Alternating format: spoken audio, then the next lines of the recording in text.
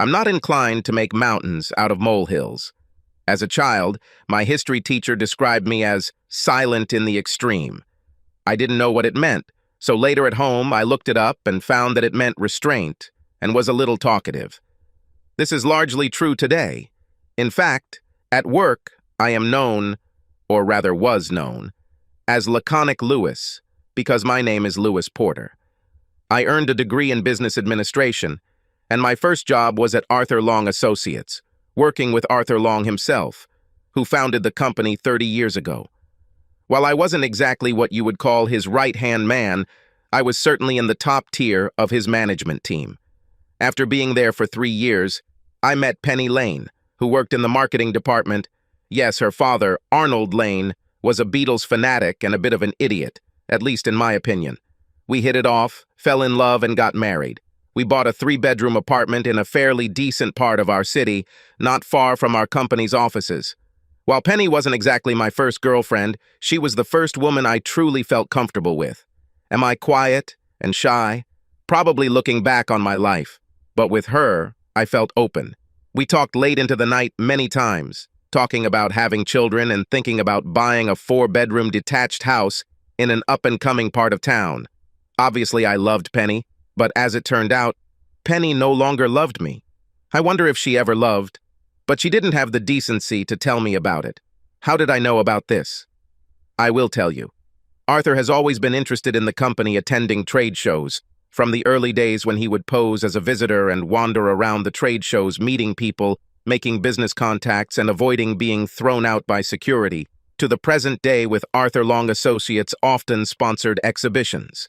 There was talk of a new exhibition in Cardiff, the capital of Wales, which he wanted to take part in, so he asked me to visit the site and talk to the organizers and the Welsh Government Business Development Officer. In fact, the last meeting was cancelled because the organizer was called to a meeting at the Welsh Government Office in Holyhead, which was at the other end of Wales, at the very top. As a result, I packed my bags, checked out of the hotel a day early, and was soon on my way to our home in the English counties. I sent Penny a text message telling her about the change in my plans, but I didn't know if she read it. Once I got back to our office, I had to go into the room where we kept our presentation materials and equipment to put some things away, and while I was there, I found out that my marriage had ended quite a long time ago, but no one bothered to inform me of this fact. The storage facility was a large basement area and was designed like a warehouse with different areas to store various exhibition materials, from flyers to trade displays, all of which were hidden away in an alphanumeric system. As luck would have it, I was at the far end of the room, around the corner, in Z9. 2 of my colleagues arrived shortly after me, and they were about A2. They started talking, and their words destroyed my marriage. Because of the cave, figurative nature of the room, the sound of their voices was heard very well. Have you heard anything else about Penny Porter and that idiot Dave Rogers? No. What's new now? Turns out Dave was due to travel to Cardiff to check out the new trade show at the Motorpoint Arena in Cardiff.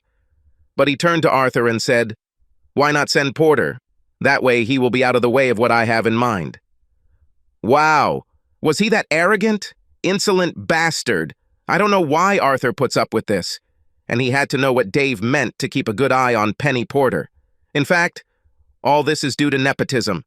You see, Dave has something that the poor man will never have, Louisa Porter. Dave's mom is Arthur's little sister, so he gets away with some crap that no one else could get away with. Yes, that makes sense, explains Dave's seemingly charmed life. I sympathize with Lewis. The poor guy has done a great job for Arthur over the years, and as a reward, instead of the board seat he might have expected, Arthur sends him on a wild goose chase while allowing his damn nephew to have Lewis's wife. Disgusting, isn't it?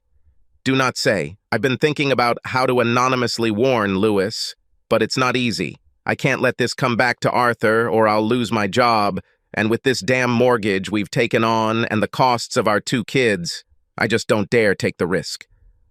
Yes, I understand what you mean. I'm actually in the same boat. Please give me this box. That.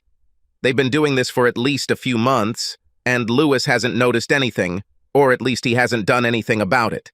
Maybe he knows, but either doesn't mind, or like everyone else here, is too scared to say anything. After all, there are rumors that Arthur is considering promoting Lewis to the board, so rocking the boat at this point wouldn't be a good move. No, I believe that Lewis has no chance. Who knows that his wife is having an affair? In fact, almost everyone in the company, anyone in the top tier, is definitely all C-level management staff. Maybe a few others too.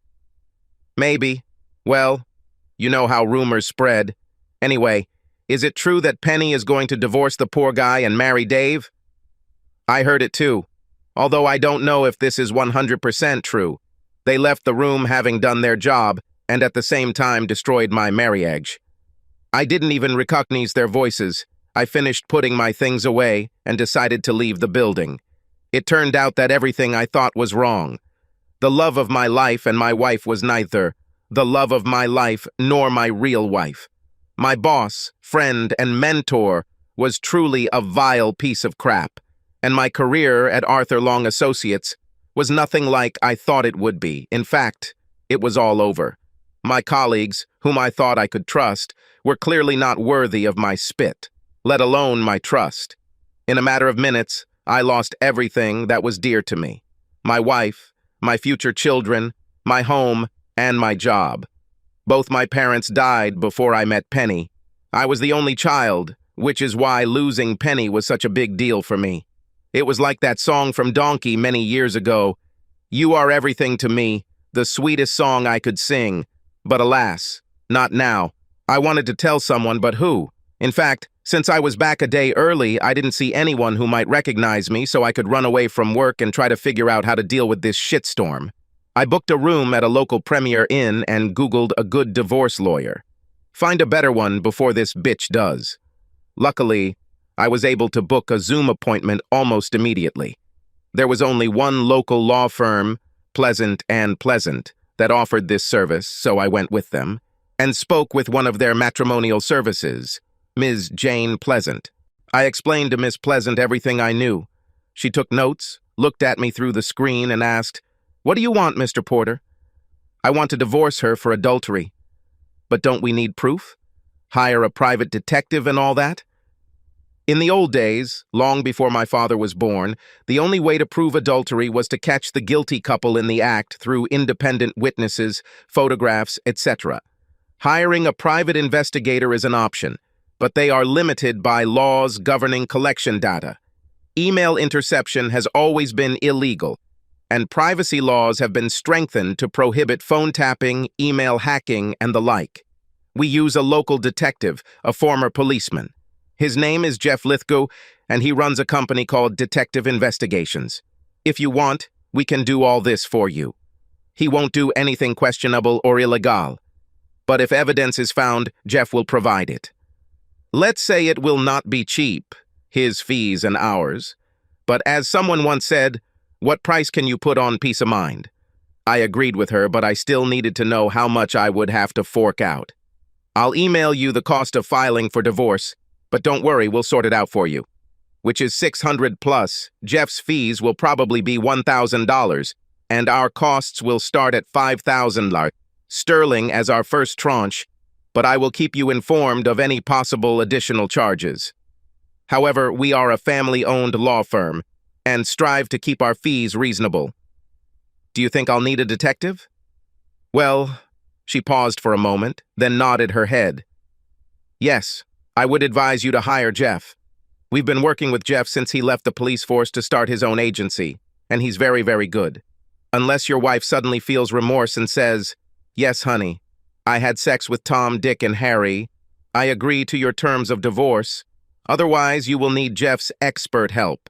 By the way, do you have any idea who she's having an affair with? If yes, how did you know?" I told her about the conversation I overheard. It was nice to be able to tell someone what I had learned. "That's good enough evidence to start with," she said. "However, you will need more evidence if you want to go for a divorce on grounds of adultery, and Jeff can hopefully gather the evidence you need. However, there are other points that you will need to consider. You almost certainly won't want to continue working for your employer in these circumstances, so I would consider making a constructive dismissal claim. We're a full-service law firm, so we can handle that side of things. I will forward your details to our labor law department, and if I were you, I would start building a business right now. Contact your doctor and get as much sick leave as possible for something like PTSD. I'll start filing the divorce papers. If you decide to reconcile with your wife, we can easily withdraw the claim. Is there reconciliation in the future? I thought for a couple of seconds before answering, no, not a chance. If what these guys said is true, she wants to divorce me and marry Dave Rogers, and I don't see any possibility of reconciliation. She nodded and said, yes, I can understand that. Also, I'll forward your details to Jeff so he can get started. After we finished talking, I called my private medical service and was able to book a video appointment almost immediately. They emailed me a 3-month sick note due to PTSD due to a hostile work environment and psychological issues. I also received a prescription for paroxetine for my PTSD. I sent my sick leave to my employer's human resources department. I decided to take the bull by the horns and call Penny. Hello. She answered the call. Was it just me, or was there really suspicion in her voice? How are you, Lewis? Are you planning to return tomorrow? In fact, I have already returned to the city. When I arrived at the office, I overheard a conversation between 2 random colleagues. They were talking about you and Dave Rogers. It turns out that Rogers is Arthur's nephew. Is it true that you and Rogers are in a relationship? She gasped and asked, what did you hear? That you have had a sexual relationship with him for many months? And that you are going to divorce me and marry him? This is true? She paused before answering. I wish this didn't happen, Lewis. I wanted to tell you this myself, discreetly, with love. I still have feelings for you, but I love Dave more. I'm sorry, but that's the way it is. Do you understand that the whole situation is so complicated that I will have to leave the company? Oh, no. Why? Because all my management colleagues know. And apparently Dave got his fucking Uncle Arthur to send me to Cardiff instead of him so he could spend time with you having sex. Did you know about this? No, Lewis, I didn't know. And if that's the case, well, I'll have to talk to Dave. Everything that happens between him and me should not concern you, humiliate you in this way. This was wrong. Everyone knows that Rogers asked his uncle to get me out of the way so he could fuck you. How many times has this happened? Was there one incident in Cardiff, or has this happened other times? I don't think so. It was obvious that she was, but Penny didn't want me to know what a fallen woman she was. Will you come home? No, I will not come. I'm currently in a hotel and will soon find something more permanent. I interrupted the conversation. What to do? Get drunk? Why? What did my mind and body do to make me punish them for what my unfaithful wife, Penny, did? I went to the hotel bar, ate a fairly reasonable hamburger, drank 3 pints of Dog Punk IPA, and retired for the night. The next morning, I called a friend who owned several apartment buildings in our city. He agreed to meet for a cup of coffee and made me an offer I couldn't refuse. He offered me a modest furnished 2-bedroom apartment and a job as a building manager. We signed an agreement, I received the keys, and moved in that evening. I went to my former home in the afternoon. Luckily, Penny was either at work or cheating on me with Dave, so I was able to get everything I needed from home: passport, documents, clothes, etc. I felt depressed but managed to overcome it by consulting my private doctor. I long ago dismissed Arthur Long Associates as a bad job. I have to say that the investigator the lawyers recommended was pretty darn good. He got photographs of these bastards together, and he got sworn statements from people who knew about the matter. It seemed Dave Rogers had made quite a few enemies within the company who were more than willing to take revenge on him. In fact, I was wondering if my 2 anonymous informants realized that I was in the room and were deliberately talking about this affair to give me a clue. I guess I'll never know the truth, but I will always be grateful to them. I decided to get tested for STDs, but fortunately everything was clear. The divorce took place, and my action for constructive dismissal was carried out through the UK's employment tribunal system. This system is nowhere near as complex as the standard UK courts. They tend to be more flexible. For example, the Labour judge, although he or she is a judge, never wears wigs and gowns. My law office introduced me to one of their labor law experts. She wasn't a lawyer, she was an executive lawyer named Caris Morgan. She was Elf, as her name implied. In fact, she looked like a young Ruth Madoc, ever since she played Gladys Pugh in High Says. Come on. She grinned and said, I know what you're thinking, and although we are not closely related, Ruth Madoc is my relative. She calmed me down, prepared me for what would happen in court. What she couldn't prepare me for was Arthur's representative making a complete fool of himself. He entered the room dressed in full lawyer's robes and a wig. I swear there was a faint smell of mothballs coming from him when he walked in. Judge Labor Litigation Mary Patrick's. This was not amusing. I assume you represent Arthur Long Associates. He bowed and said, Yes, Your Honor. I'm not Your Honor. This is a tribunal, not a court. And wigs and robes are not ordinary clothing here. Please take off your wig. As you say. He took off his wig. Caris whispered to me, Oh, he didn't like it. He's clearly irritated because he thought he could use his status as a lawyer to intimidate us, mere mortals. I won't bore you with the details. I'm quiet, remember? But things went very badly for Arthur Long's partners. Mary Patrick's agreed that if a company owner not only knew that his nephew was having an affair with a coworker, but actually condoned and abetted the affair by arranging for the husband to be sent in his nephew's place so that the nephew could date a married woman, that meant that the relationship between employee and employer has become irretrievably damaged and that this constitutes constructive dismissal. The payout I received was $80,000. Although I also received money for dismissal plus vacation pay, the industry we were in was small, although lucrative, and word soon spread about what had happened. It wasn't me. Honesty, remember, I'm quite right. In the end, despite his sister's protests, Arthur fired his nephew. It was generally thought that this was too little, too late. He lost several senior employees because they realized that if he conspired with his nephew to allow him to screw over a member of the executive team, then they couldn't count on him. The divorce went pretty quickly. Jeff's company evidence and the evidence used for constructive dismissal was also presented in the divorce case. It was a standard 50-50 split. I felt annoyed that Penny was essentially capitalizing on the fact that she was a cheater, but I was freed from her, so from that point of view, it was worth it. I started a home-based consulting company and took on a few of Arthur's clients, so that was good.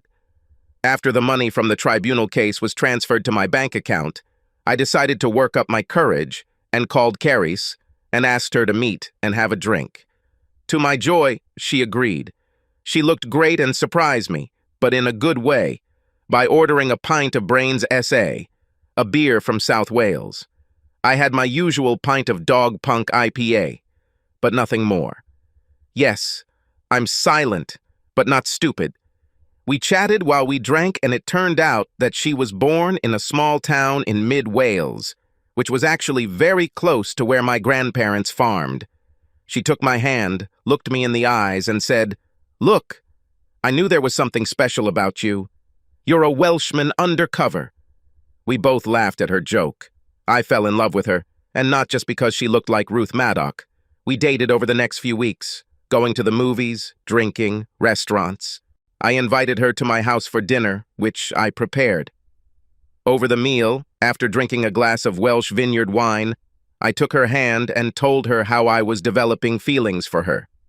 She squeezed my hand, smiled, and said breathlessly, What do you think we should do about it then?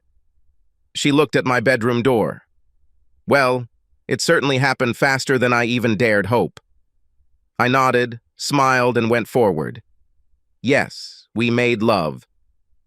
As cliché as it may sound, I felt a deeper, more loving connection with Caris than I ever felt with Penny during our dating and marriage. In a moment of self-realization, I realized that it was because Penny was never as in love with me as I was with her. Otherwise, she would never have been able to move on from me to Dave Rogers. The courtship between me and Karis was slow, warm, and loving. It found love in the end, with a Welsh fireball. Did we like each other because we were both Welsh? Yes. As stupid as it may sound, I think there is some truth to it. After a year of dating, we got married and were thinking about having children. Karis is teaching me Welsh, which is a long but fun process. We moved to mid-Wales. She entered into a partnership with a firm of solicitors in Machynlleth, and I continue to consult from our 4-bedroom house, which is near the town center. Oh, talk of having kids. This led to a conversation about what paint to buy for the nursery. It's been 2 months at this point, and we couldn't be happier. Penny and Dave got married. I don't know, and I don't really care. Taciturn. It's me. Thanks, Penny. Subscribe to our channel so that your second chaff doesn't cheat on you, and go ahead and listen to the next story, because this story is nothing compared to the next one. If you're under 18, don't even think about listening to the next one.